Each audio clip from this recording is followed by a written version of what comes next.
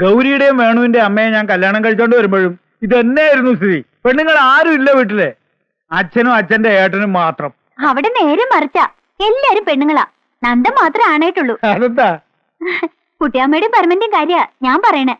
കുട്ടിയമ്മ കഥകളിയില് പെൺവേഷം കിട്ടിയിരുന്ന ആളാ. പരമനില്ലേ, വെള്ളച്ചിന്റെ ഭർത്താവ്, അയാൾക്ക് ഭഗവതിന്റെ വേഷം കിട്ടില്ല പണി. അങ്ങനെ രണ്ടുപേരും പെണ്ണുങ്ങളാ. ഇതേ കൊണ്ട് മുകളിലോട്ടിയല്ലേ. പുതുമണവാട്ടിയെ അറയിലാക്കാൻ ഇവിടെ അമ്മായിയോ ചെറിയമ്മയോ ആരുമില്ല. ഇനി ഇവിടുത്തെ എല്ലാ കാര്യങ്ങളും നീയാണ് നോക്കേണ്ടത്. ഗൃഹലക്ഷ്മി എന്ന് കേട്ടിട്ടില്ലേ? അതൊരു മാസികയുടെ പേരില്ലേച്ചാ? എന്നെ കൊണ്ട് ആവും പോലെയൊക്കെ മണിയറ അലങ്കരിച്ചിട്ടുണ്ട്.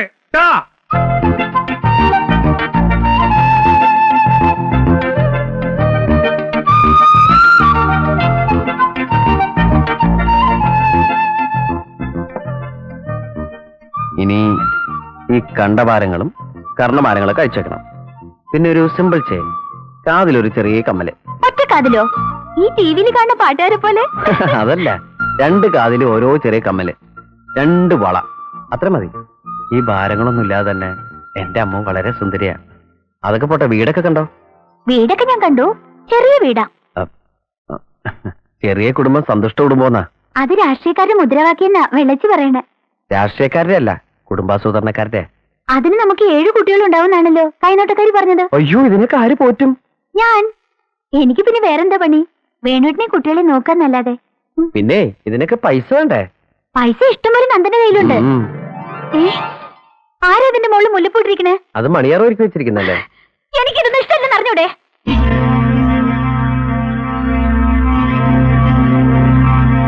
കല്യാണം നേരത്തെ ഒരു ഇത്തിരി സമയത്തേക്ക് ഞാൻ എങ്ങനെ ഈ മുല്ലപ്പൂന്റെ നാറ്റ് സഹിച്ചെന്ന് എനിക്കേ അറിയൂ. ഞാനിത് ആദ്യമായിട്ട് കേൾക്ക. മുല്ലപ്പൂന് നാറ്റോ? അതെ, നാറ്റം തന്നെ. എനിക്ക് തലവേദന എടുക്കും. ഒന്ന് പതുക്കെ പറയും. അച്ഛൻ മെനക്കെട്ട് അലങ്കരിച്ചാ. മെനക്കെട്ട് അലങ്കരിച്ചിരിക്കണു. നിങ്ങളുടെ അത്ര പേർ ജോലിയൊന്നുമില്ലേ?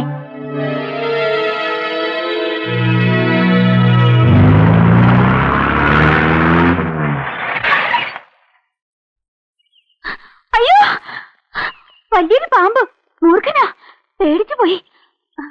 നന്ദനും ഗൗരിയത്തിന് വരണ വഴിയാ. എവിടെ പാമ്പ്? തൊടിയില്. ഞാൻ പറഞ്ഞിട്ടില്ലേ തൊടിയിലൊന്നും ഇറങ്ങി നടക്കണ്ടെന്ന്. മത്തൻവള്ളിയില്ലേ മത്തൻ, എത്ര വലുതായി നോക്കാൻ പോയതാ ഞാൻ. അച്ഛനും വേണു ഇവിടെ? വേണുട്ടൻ കോളേജിന് വന്നിട്ടില്ല. അച്ഛന്താ അപ്പുറത്തെ വീട്ടിലേക്ക് പോയതാ. വീട്ടിനകത്തും പേടിപ്പിക്കുന്ന ജീവികളെന്നെന്താ? പൂച്ച, എട്ടുകാലി, ഇന്നാളുണ്ട് അടുക്കളയിൽ ഒരു പോക്കാച്ചി തവള. ദാ ഇത്രയുണ്ട്. അതൊക്കെ എല്ലായിടത്തും ഉള്ളതല്ലേ. അമ്മ വലിയ വീട്ടിൽ വളർന്നോണ്ട് തോന്നതാ. കുറച്ചു കഴിഞ്ഞ എല്ലാം ശരിയാവും. എവിടെ ശരിയാവാനാ? ഓരോ ദിവസം പുതിയ പുതിയ പേടികളാ. മനസ്സ് പേടിക്കാ രാവിലെ എണീക്കുമ്പോ മുതല്. നന്ദാ, ഞാൻ നമ്മുടെ അവിടേക്ക് വന്നോട്ടെ? നിനക്ക് എപ്പോ വേണല്ലോ അങ്ങോട്ട് വരാലോ. പക്ഷേ നീ ഇവിടെ അല്ലേ മോളെ നിൽക്കേണ്ടത്. എന്നാലും ഈ ഡേഞ്ചറസ് സർക്കംസ്റ്റൻസസിൽ എങ്ങനെയാ കഴിഞ്ഞുകൂടുക? നീ വേണോനോട് പറയും കുറച്ചു ദിവസം അവിടെ നിൽക്കാൻ. അല്ലെങ്കിൽ കുറച്ചു ദിവസം ആക്കണേ, അവിടെ ധാരാളം സ്ഥലം ഉണ്ടല്ലോ. നന്ദേട്ടൻ തന്നെ വേണുനോട് ചോദിച്ചോളൂ. ഇതാ വരുന്നുണ്ട്. വാ അമ്മു. നിങ്ങളെപ്പോ വന്നു? വന്നോളൂ. ഞങ്ങള് 3-4 ദിവസമായിട്ട് പുറപ്പെടാൻ തുടങ്ങിയിട്ട്. ഇന്ന് നാളെന്ന് പറഞ്ഞാൽ നീണ്ടു. വാ. അങ്ങോട്ട് കാണാത്തോണ്ട് ഇങ്ങോട്ട് അന്വേഷിച്ചിറങ്ങിയതാ. നിങ്ങൾക്ക് കുറച്ച് ദിവസം അവിടെ നിന്ന് താമസിച്ചൂടെ? കോളേജിൽ പോകാനും അവിടെ നല്ല അടുത്ത്. അപ്പൊ ഇവിടെയൊക്കെ ആര് നോക്കും? അമ്മൂനും ഇവിടെ പിടിക്കണ്ടാവില്ല. ഓരോ ദിവസം ഓരോ പേടികളാ. ആദ്യം കുറച്ചു ദിവസത്തിന് പ്രയാസം ഉണ്ടായിരുന്നു. അത് ആർക്കായാലും ഉണ്ടാവില്ലേ. ഇപ്പൊക്കെ ശരിയായി. ഇവിടുത്തെ പോലെ അവിടെയും കരുതാം. അമ്മൂന്റെ ഒരു സേഫ്റ്റിയോടെ ആലോചിക്കുമ്പോ ഇവിടെയും ഷീസ് ക്വൈറ്റ് സേഫ്. ഒന്നുകൂടെ ആലോചിക്കും. നിങ്ങൾ രണ്ടാളും അവിടെ ഒന്ന് താമസിക്കുന്ന എന്റെ അഭിപ്രായം. നന്ദേന്റെ അഭിപ്രായം പറഞ്ഞു. പക്ഷേ എനിക്ക് എന്റേതായ ഒരു അഭിപ്രായം ഉണ്ടാവുമല്ലോ.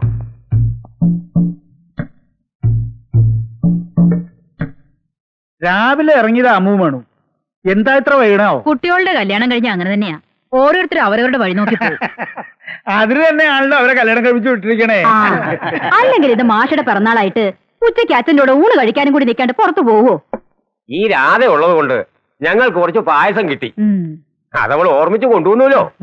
മക്കളെ കണ്ടും മാമ്പു കൊണ്ടും കൊതിക്കല്ലേന്നൊരു ചൊല്ല് കേട്ടിട്ടുണ്ട്. ഏയ്, ഒരു ചൊല്ലിലും കൊതു വന്നിട്ടില്ല. അവർക്ക് ഇന്നല്ലേ ഒരു ഒഴിവുള്ളൂ. ഞാൻ പോണു. അമ്മ അന്വേഷിക്കുന്നുണ്ടാവും.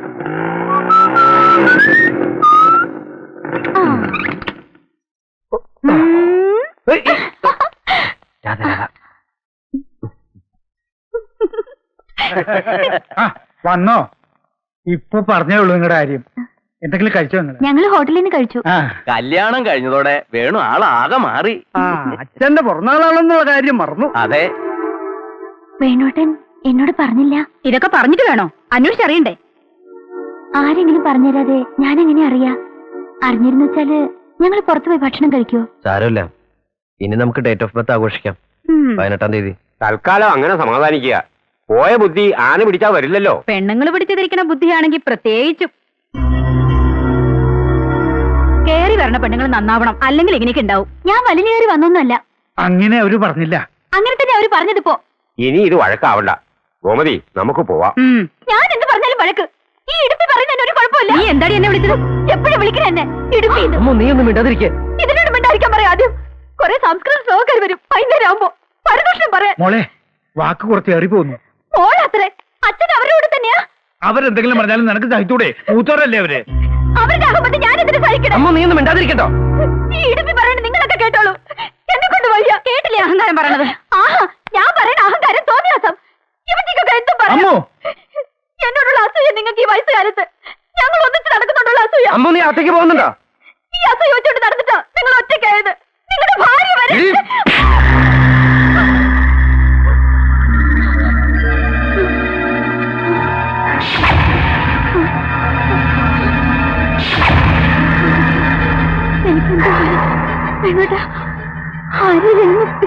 നന്ദ നന്ദന നന്ദ.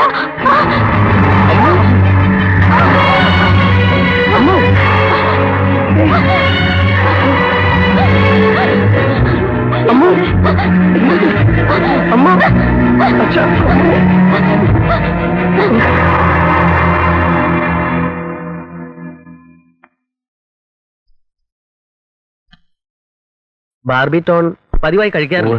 അതൊക്കെ കല്യാണത്തിനിടയിൽ മറന്നിട്ടുണ്ടാവും. എന്നാൽ ഈ ചൊള്ളിതീനുള്ള കുട്ടിയാണല്ലോ. 4 കൊല്ലം തുടർച്ചയായി കഴിച്ചാൽ കംപ്ലീറ്റ് മാറൂന്ന്.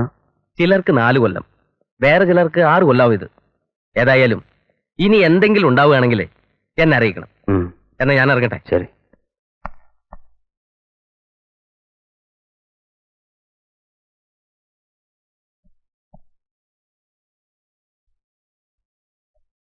വേണു, സുഖമില്ലാത്ത കുട്ടിയാണ് അമ്മൂന്ന് നിനക്ക് നേരത്തെ അറിയായിരുന്നു അല്ലേ? എന്നോട് പറഞ്ഞില്ല. ആരോടും പറഞ്ഞിട്ടില്ല. ലോകം മുഴുവൻ അറിയിക്കേണ്ട കാര്യമില്ല ഇത്. എന്നാലും നിന്നെക്കൊണ്ട് സുഖമില്ലാത്ത ഒരു കുട്ടിയെ. ഇതൊരു മഹാരോഗമൊന്നുമല്ല അച്ഛാ, ക്യാൻസറോ പകർച്ചവ്യാധിയെ പോലെ. എന്നല്ല ഞാൻ പറഞ്ഞത്. വേണ്ടാന്ന് വെച്ചാ വേണ്ടാന്ന് വെക്കായിരുന്നു. ഇനി പറ്റില്ലല്ലോ. ഇപ്പോഴല്ല, നേരത്തെയും പറ്റില്ല അച്ഛാ. എനിക്ക് എന്തെങ്കിലും പറയാൻ കഴിയുന്നതിന് മുന്നേ എവരെടുത്ത കാര്യം പറഞ്ഞ അച്ഛനെന്നെ നാവ് കെട്ടിട്ടല്ലോ. പെരം നിറഞ്ഞിരിക്കുന്ന പെൺകുട്ടികളുടെ. നീ എന്നെ പരിഹസിക്കുകയാണ്. അല്ല, അത്രയ്ക്ക് കുരുത്തക്കേട് ഞാൻ വാങ്ങിവെക്കില്ല. ഗൗരിയടുത്തിയുടെ ജാതകദോഷത്തെക്കുറിച്ച് ഞാനും ആലോചിച്ചു എന്ന് വെച്ചാൽ മതി. അസുഖമുള്ള കാര്യം അറിഞ്ഞപ്പോഴെങ്കിലും നീ പറഞ്ഞിരുന്നു വെച്ചാൽ. അപ്പോഴേക്കും വൈകി. കഴിഞ്ഞ കാര്യങ്ങള് ഇനി എന്തിനാച്ചാ പറയണേ? ഏടത്തി അനിയനും കൂടി ഈ വയസ്സനെ പറ്റിച്ചില്ലേ? ഇല്ലച്ചാ, കല്യാണം കഴിഞ്ഞിട്ടാണ് അമ്മോന് ഇങ്ങനെ അസുഖം വന്നെന്ന് വെച്ചാ നമ്മൾ ഉപേക്ഷിക്കോ അത് ചികിത്സിക്കോ? ഇതങ്ങനെയല്ലല്ലോ. ആണെന്ന് വിശ്വസിച്ചാ ഈ വിഷമൊക്കെ മാറും. ഒക്കെ ഓരോ വിശ്വാസങ്ങളല്ലേ അച്ഛാ.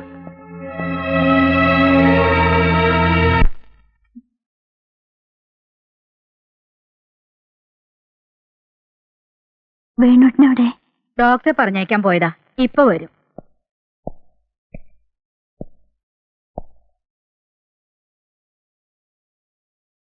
ഭേദമുണ്ടോ? മരുന്ന് കഴിക്കാറുണ്ടായിരുന്നില്ലേ? 1-2 ദിവസം കഴിച്ചില്ലെന്ന് തോന്നുന്നു. അവിടെ ആവുമ്പോ നന്ദൻ ഓർമ്മിച്ചെടുത്തു തരും. ഞാൻ ഇടയ്ക്കത് മറക്കും.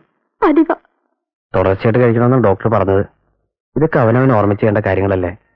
എന്താണാവോ എനിക്ക് ഇടയ്ക്കിടയ്ക്ക് ഇങ്ങനെ വരണേ? പൂജയും പാട്ടും എത്ര കഴിച്ചു, മരുന്ന് എത്ര കഴിച്ചു. വേണുവേട്ടൻ എന്നോട് അരിപ്പ് തോന്നുന്നുണ്ടാവും. എന്താ ഇത്? സമാധാനായിട്ടിരിക്കെ. തല ചുറ്റി വീഴാൻ പോകുമ്പോ ആരും ഇല്ലാണ്ടാവണം തോന്നുക. വേണുവേട്ടാ, ഇങ്ങനെ ഞാൻ ദേഷ്യപ്പെടാൻ തുടങ്ങുമ്പോ ഒരു 5 മിനിറ്റ് ക്ഷമിക്കോ, സഹിക്കോ, പിന്നെ ഒക്കെ ശരിയാവും. അല്ലാണ്ട് എന്നെ പിന്നെ ദേഷ്യപ്പെട്ടാല് ഞാൻ എന്താ ചെയ്യേണ്ടെന്ന് എനിക്കറിയില്ല വേണ്ടാ. ഒന്നും സാരമില്ലമ്മോ, കുഴപ്പമില്ല. അട്ടപ്പാടിന്ന് ഒരു ആദിവാസി വൈദ്യൻ ഇവിടെ ക്യാമ്പുണ്ട്. അയാൾ ഒരു ഒറ്റമൂലി തന്നു. ബാർബിറ്റോൺ ഇതും കൂടി ആവുമ്പോ പച്ചമരുന്നിന് എന്തായാലും റിയാക്ഷൻ ഉണ്ടാവില്ല. ഗുണം ഉണ്ടായില്ലെങ്കിലും ദോഷം ഉണ്ടാവില്ലല്ലോ. അപ്പൊ ബാർബിറ്റോൺ നിർത്തിയോ? ഡോക്ടർ പറഞ്ഞ ഗുളിക കഴിക്കുന്നുണ്ട്. അത് ഞാൻ വൈദ്യനോടും പറഞ്ഞു. കേട്ടപ്പോ ഞാൻ ആകെ പരിഭ്രമിച്ചു പോയി. അമ്മോ, ഞാൻ ഇറങ്ങാ. ഗൗരി ഇങ്ങോട്ട് വരാൻ നിന്നതാ. ഞാനും നോക്കിട്ട് വരാന്ന് പറഞ്ഞു ഓടിപ്പോ. ആഹാ, ഇത്ര വേഗം പോവാ? നന്ദ പേടിക്കൊന്നും വേണ്ട, എനിക്കിപ്പോ ഒന്നുമില്ല, ഞാൻ ഉഷാറാ. അത് കേട്ടാ മതി എനിക്ക്. നീ എന്നാ ഇനി അങ്ങോട്ട് വരണേ? നിങ്ങൾ അങ്ങോട്ട് വന്നില്ലെങ്കിലും എനിക്ക് നിങ്ങളെ ഒന്ന് കാണാതിരിക്കാൻ പറ്റില്ലല്ലോ. ഞാൻ ഇടയ്ക്ക് വരാം. അച്ഛാ. ആ, എന്നാലും എന്റെ നന്ദസാറേ, ആ ശുദ്ധഗതിക്കാരുടെ ഇതൊന്നും വേണ്ടില്ലായിരുന്നു. കല്യാണം കഴിക്കാനും പ്രസവിക്കാനും പാടില്ലാത്ത ഈ പെൺകുട്ടിയെ ആ വേണുവിന്റെ തലയിൽ കെട്ടി വെക്കേണ്ട വല്ല കാര്യം ഇനി ഉണ്ടായിരുന്നു? അതൊക്കെ പറഞ്ഞിട്ട് എന്താ കാര്യം? നീ ഇങ്ങോട്ട് വാ. ആ അമ്മ പറയാനായിട്ട് നന്ദം വിഷമിക്കണ്ട. ഇടുമ്പിയാ, ഞാനോട്ട് എന്നും വഴക്കാം. ഏതായാലും മോള് കുറച്ചു ദിവസം വീട്ടിൽ വന്ന് നിൽക്ക്.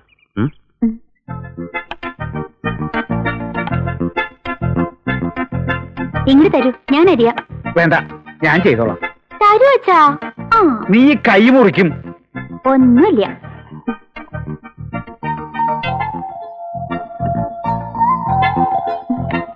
ഗുളിക കഴിച്ചായിരുന്നോ? രാത്രി കഴിക്കണ്ടേ, ഇന്നലെ കഴിച്ചു. അച്ഛാ, ഞങ്ങളുടെ മുറിയുടെ മച്ചടിച്ചു വരാൻ ഒരാളെ വിളിക്കണം. അതിനെന്തിനാ ഒരാള്? നമുക്ക് തന്നെ ആയിക്കൂടെ? അയ്യോ വേണ്ട, അവിടെ നിറച്ച് പാറ്റയാ, വലുത്. ഞങ്ങളുടെ അവിടെ ഒരൊറ്റ പാറ്റയില്ല. എനിക്ക് പേടിയാ പാറ്റയെ. നിനക്ക് പേടിയില്ലാത്ത എന്താ ഉള്ളത്? ഉണ്ടല്ലോ അച്ഛൻ. അമ്മൂന് ഇതൊക്കെ അറിയുവോ? കൊറേശ്ശെ. അവിടെ വെള്ളച്ചി അതൊക്കെ ചെയ്യാ. അടിച്ചു വാരലും തുടയ്ക്കലും ഒക്കെ. അടിച്ചു വാരാത്തോണ്ടാ ഇവിടെയൊക്കെ ഇത്ര പൊടി. ഇന്ന് രാവിലെ ഞാൻ തുമ്മി തോറ്റു. പൊടി തട്ടിയാ അപ്പ തുമ്മല് വരും. എന്തോ അലർജിയാ. നമുക്ക് ഇവിടെയൊക്കെ ഒന്ന് അടിച്ച് വൃത്തിയാക്കണം. അച്ഛാ, കുറച്ചു ദിവസം ഞാൻ ഞങ്ങളുടെ അവിടെ പോയി നിന്നോട്ടെ. നിങ്ങളുടെ എവിടെയോ? ഇത് പിന്നെ ആരുടെയാ? അതല്ല, അവിടെ വല്യമ്മയും വെള്ളേച്ചിയും കുട്ടിമാമയും നന്ദനെയൊക്കെ കാണാതെ എനിക്ക് എന്തോ പോലെ. അമ്മൂന് ഇവിടെ തീരെ പിടിക്കണ്ടാവില്ല അല്ലേ? ഉള്ള സൗകര്യങ്ങളുമായിട്ട് പൊരുത്തപ്പെട്ടു പോവുകയാണ് വേണ്ടത്. തുടക്കത്തിൽ ഇത്തിരി വിഷമങ്ങളൊക്കെ ഉണ്ടാവുന്നേ ഉള്ളൂ. അപ്പോ ഇനി എനിക്ക് ഞങ്ങളുടെ അവിടേക്ക് പോകാനേ പറ്റില്ല? എപ്പോ വേണേലും പോകാലോ. അച്ഛാ, എന്നാ ഞങ്ങൾ കുറച്ചു ദിവസം അവിടെ പോയി നിൽക്കട്ടെ? നിന്നോളൂ, എനിക്ക് ഒരു വിരോധമില്ല. വേണോട്ടിന് വിരോധം ഉണ്ടാവും. സമ്മതിക്കില്ല. അല്ല, എനിക്ക് സമ്മതമല്ല. അച്ഛനോട് ഒറ്റയ്ക്കാക്കിട്ട് പോകാൻ എനിക്ക് സമ്മതമല്ല. അതൊട്ട് എന്നോട് പറയാൻ വേണ്ട. എന്റെ കാര്യമൊക്കെ നോക്കാൻ എനിക്കിപ്പോ ശേഷിയുണ്ട്. അതില്ലാതാവുമ്പോ മതിയല്ലോ. അച്ഛനൊന്നും പറയണ്ട. ഭാര്യയോട് താമസിക്കാൻ എന്നെ കിട്ടൊന്നുമില്ല. അങ്ങോട്ട് പോകാൻ തിടുക്കുള്ളത് ആർക്കാന്ന് വെച്ചാൽ പോവാം. ഇങ്ങനെ ദുരഭിമാനവും വെച്ച് നടക്കേണ്ട കാര്യമില്ല. അമ്മുവിന്റെ മനസമാധാനത്തിന് വേണ്ടി നിനക്കിതിന് ക്ഷമിച്ചാലെന്താ, സഹിച്ചാലെന്താ? എന്തൊക്കെ സഹിക്കണം ഞാൻ? ഇനി എന്തൊക്കെ സഹിക്കണം? ദേഷ്യപ്പെടാൻ വേണ്ടി പറഞ്ഞതല്ല മോനെ. അമ്മുവിന് ടെൻഷൻ കൊടുക്കാൻ പാടില്ലെന്ന് ഡോക്ടർ പറഞ്ഞത് നിനക്ക് ഓർമ്മയില്ലേ? ഞാൻ പറയണത് കേക്ക് വേണു. നിങ്ങൾ കുറച്ചു ദിവസം അവിടെ പോയി താമസിക്കും. എത്തിപ്പെടാൻ പറ്റാത്ത ദൂരത്തൊന്നും അല്ലല്ലോ. എപ്പോ വേണമെങ്കിലും ഇവിടെ വന്നു പോകാലോ. അവിടെ പോയി താമസിക്കുന്നത് എനിക്ക് ഒട്ടും ഇഷ്ടമല്ല. അതെനിക്കറിയാം, നീ അത് പറയുകയും ചെയ്തു. പക്ഷേ ഇഷ്ടമില്ലാത്ത എത്ര കാര്യങ്ങൾ ദിവസവും നമ്മൾ ചെയ്യുന്നു. ഇതിപ്പോ ഒരു ഗുണത്തിനല്ലേ ഒന്നും അല്ലെങ്കിലും.